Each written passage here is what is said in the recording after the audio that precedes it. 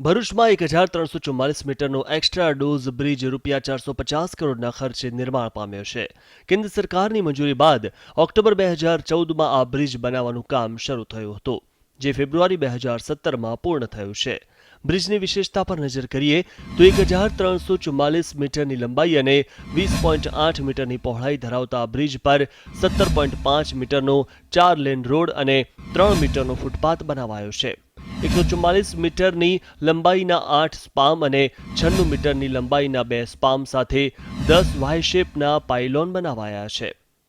આ ટાવરની ઊંચાઈ અને ઊંડાઈ 18 મીટર છે, તો એક સ્પામ પર 24 પીળા કેબલ અને 9 સ્પામ પર 216 પીળા કેબલ લગાવાયા છે. એક કેબલની લંબાઈ 25 થી 40 મીટર છે. એક પીળા કેબલમાં 15.2 mm ના 31 થી 55 કેબલ છે. એક કેબલની ભાર વહન કરવાની ક્ષમતા 1100 ટન છે. બ્રિજની ડિઝાઇનનું આયુષ્ય છે 100 વર્ષ, જેનું મેન્ટેનન્સ 5 વર્ષ સુધી L&T દ્વારા કરાશે. IRC 70R બ્રિજની ભાર વહન ક્ષમતા છે. 400 થી વધુ LED લાઇટ્સથી બ્રિજ રાત્રે ઝગમગશે. 1.344 કિલોમીટરના બ્રિજ પર આંતરરાષ્ટ્રીય માપદંડો પ્રમાણે લાઇટિંગ, 6.5 કિલોમીટરનો 8 લેન રસ્તો, જાડેશ્વર અને મુલદ પાસે 8 લેન, 2 ફ્લાયઓવર બનાવાયા છે. આટલું જ નહીં, 4.225 કિલોમીટર લાંબો અને 1 મીટર પહોળો સર્વિસ રોડ પણ બનાવાયો છે.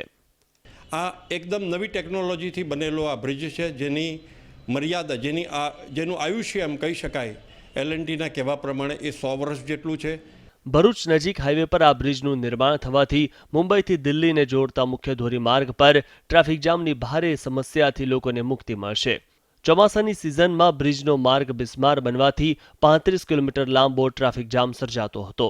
આ બ્રિજ બનવાથી 40,000 વાહનો તેના પરથી પસાર થશે અને લોકોને ટ્રાફિક જામમાંથી મુક્તિ મળશે.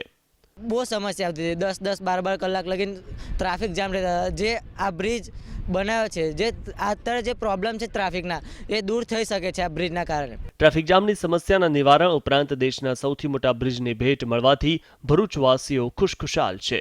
જય વ્યાસ, ETV ન્યૂઝ, ભરૂચ.